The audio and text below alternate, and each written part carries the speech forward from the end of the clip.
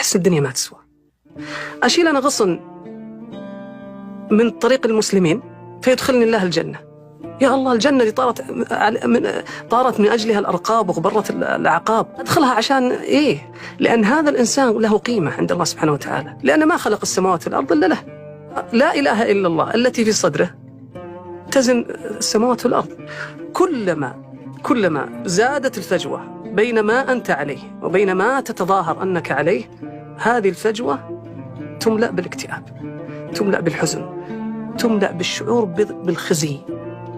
هذا الشعور الذي تستشعره من الخزي العالي هو لوجود الرقيب، فكيف لو كان الرقيب هو الله سبحانه وتعالى؟